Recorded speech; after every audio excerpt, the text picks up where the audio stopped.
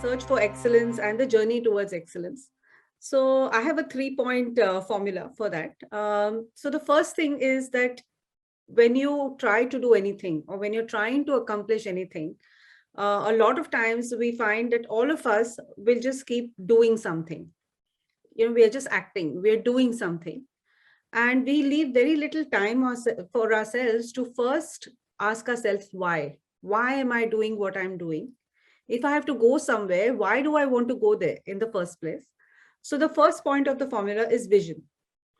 If you have an audacious vision, it's a good idea to always have a vision which other people laugh at. If somebody laughs at you and says, this is quite silly, this is ridiculous, this is not going to happen, it's a good vision, because it's something you're going to do for the first time as a pioneer. It's going to be something which the world had not imagined, but you're able to see. That means you're going in the right direction. You could also be wrong, and you could actually get the next 2 steps wrong, but you could also be wrong. And obviously it's happened in my life a number of times, the number of mistakes I must have made in my life and still make in my life. But the first point is to have this audacious vision.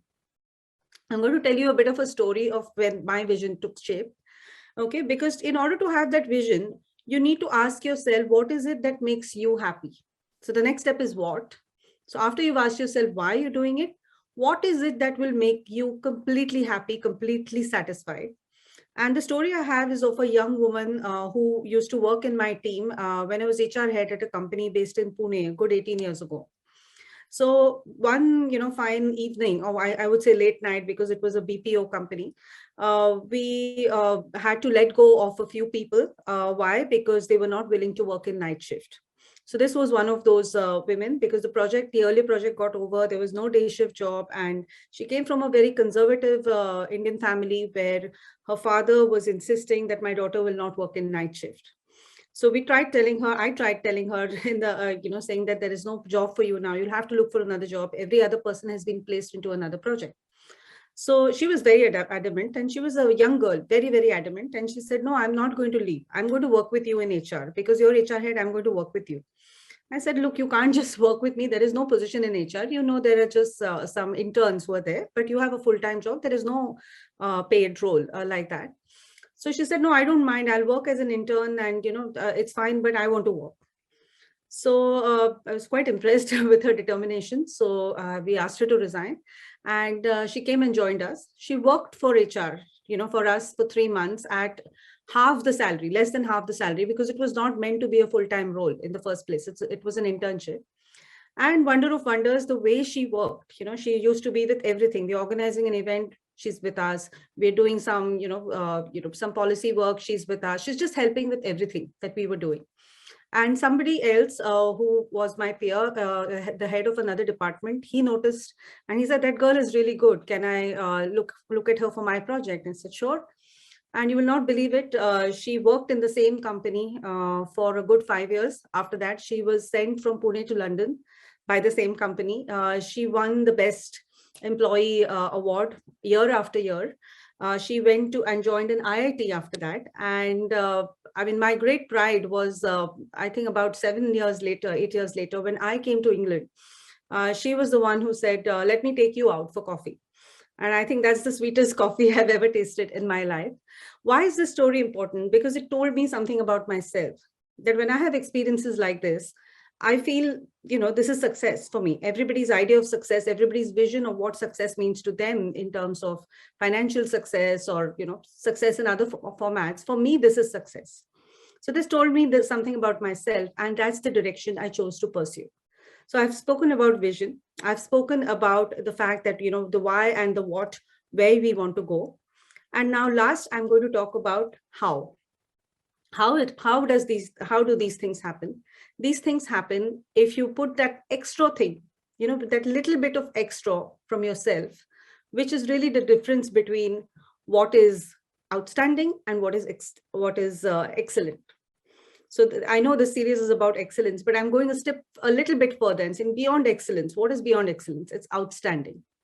These things will happen if you pour your entire passion into whatever you do.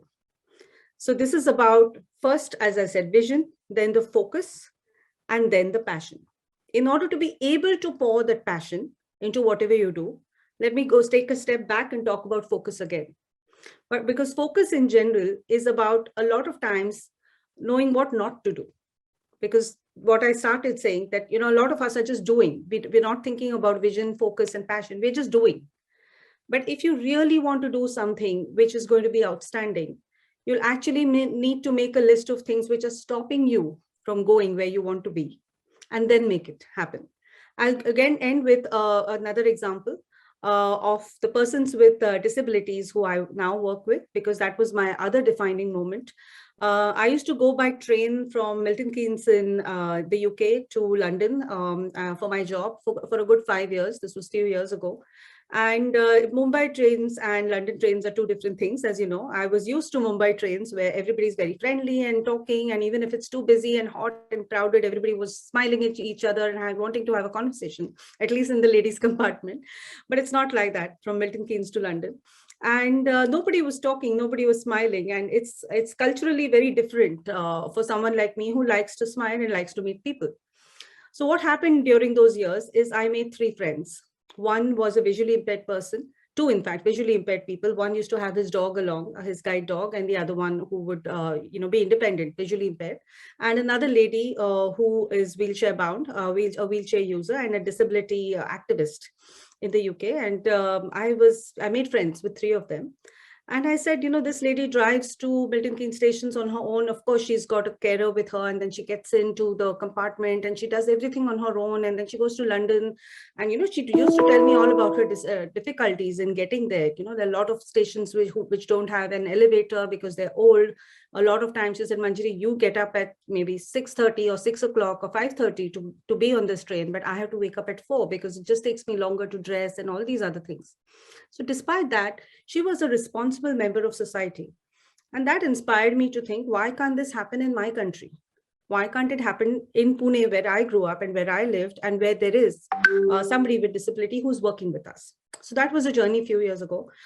Today, I'm very happy and very proud to say that the organization which my late mother, Dr. Vidya Gokhale, my husband, Abhay Joshi, and I started 12 years ago, called Maya Care. Today, we are in 31 cities of India. We are in 4 cities of the UK. And more important than anything else, we have a leadership team of persons who have overcome disabilities. We have 120 persons with disabilities working with us, out of which a team of 15 leaders, especially 10 women leaders, are on their way to achieve what I just told you about, with the vision, with the focus and the passion to give it their best. Thank you.